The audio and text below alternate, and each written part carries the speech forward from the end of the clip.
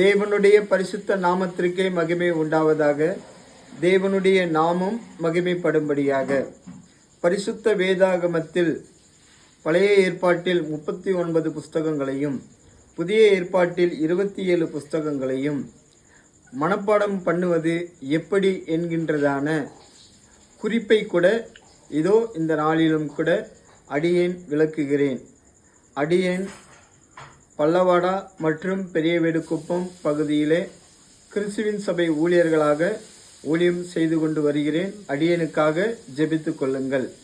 இப்பொழுது பழைய ஏற்பாட்டினுடைய 39 புஸ்தகத்தையும் புதிய ஏற்பாட்டினுடைய 27 புஸ்தகங்களையும் ஈஸியாக மனப்பாடம் செய்வது எப்படி நம்முடைய பிள்ளைகளுக்கு கற்றுக் கொடுக்க வேண்டும் என்பதை கூட இதோ இந்த நாளிலே நாம் தெரிந்து கொள்வோம். முதலில் 5 புஸ்தகம், ஆதியாகமும், யாத்திராகமும், லேவியராகமும், எண்ணாகமும், உபாகமும். பிள்ளைகளுக்கு முதலில் இந்த 5 புஸ்தகங்களை நாம் சொல்லிக் கொடுக்கும்போது இது 5 புஸ்தகமும் ஆகமம் புஸ்தகங்கள் என்று அழைக்கப்படுகின்றன. இந்த 5ம் ஒரே போன்று காணப்படுவதால் இந்த 5 புஸ்தகங்களை முதலில் நாம் மெமரி செய்ய வேண்டும். இரண்டாவது பகுதியாக நியாயாதிபதிகள், யோசுவா, நியாயாதிபதிகள், ரூத் என்கின்றதான இந்த 3 புஸ்தகங்களை நாம் மனப்பாடம் செய்ய வேண்டும். இப்படி இந்த 3 புஸ்தகத்தை மனப்பாடம் செய்யும்போது பிள்ளைகளுடைய மனதிலே ஈஸியாக இந்த புஸ்தகங்கள் பதிவு ஆகும். அடுத்தபடியாக 6 புஸ்தகங்களை தொடர்ச்சியாக நாம் மனப்பாடம் செய்ய வேண்டும். 1 சாமுவேல், 2 சாமுவேல், 1 ராஜாக்கள், 2 ராஜாக்கள், 1 நாளாகமும், 2 நாளாகமும். இப்படி 6 புஸ்தகங்களை மறுவரிசையாக மனப்பாடம் செய்ய நாம் கற்றுக் கொடுக்கப்படும் போது பிள்ளைகள் இந்த அடிப்படையிலே பரிசுத்த வேதாகமத்தில் உள்ள வேத புஸ்தகங்களை மனப்பாடம் செய்வதற்கு மிகவும் லகுவாக இருக்கும் என்று அடியேன் விசுவாசிக்கிறேன். நாளாகும் புஸ்தகத்துக்கு அடுத்தபடியாக எஸ்ரா, நெகோமியா, எஸ்தர் என்கின்றதான 3 புஸ்தகங்களை மறுபடியும் நாம் சொல்லித்தர வேண்டும். இப்படி சொல்லி கொடுக்கும்போது பிள்ளைகளுடைய மனதிலே ஈஸியாக இந்த புஸ்தகங்கள் பதிவு ஆகும் என்று அடியேன் விசுவாசிக்கிறேன்.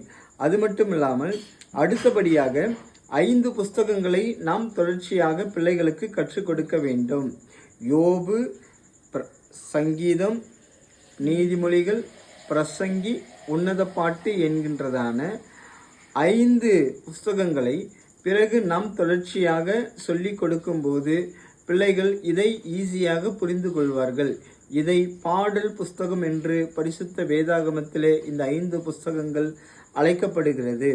அடுத்தபடியாக பெரிய தீர்க்க தரிசன நூல்கள் என்கின்றதான 5 புஸ்தகங்களை நாம் பிள்ளைகளுக்கு கற்றுக் கொடுக்க வேண்டும்.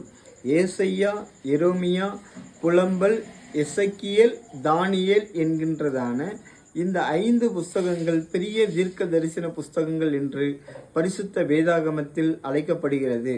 இந்த 5 புஸ்தகங்களை நாம் தொடர்ச்சியாக பிள்ளைகளுக்கு நாம் கற்றுக் கொடுக்க வேண்டும். அடுத்தபடியாக 12 சிறிய தீர்க்க தரிசன புஸ்தகங்கள் காணப்படுகின்றன.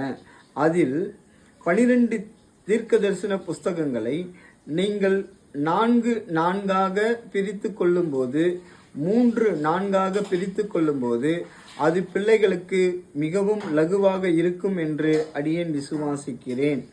குறிப்பாக ஒசியா, யோவேல், ஆமோஸ், ஒபதியா என்கின்றதான 4 புஸ்தகங்களை தொடர்ச்சியாக பிள்ளைகளுக்கு கற்றுக் கொடுத்து பிறகு யோனா, மீகா, நாகும், அபகுக் என்கின்றதான அந்த 4 புஸ்தகங்களை மறுவரிசையாக கற்றுக் கொடுக்கப்படும் போது பிறகு செப்பனியா, ஆகாய், சகரியா, மல்கியா என்று 4 புஸ்தகங்களை இப்படி 3 பகுதிகளாக பிரித்து இந்த 12 புஸ்தகங்களை கற்றுக் கொடுக்கும்போது பிள்ளைகள் அதை லகுவாக கற்றுக்கொள்வார்கள்.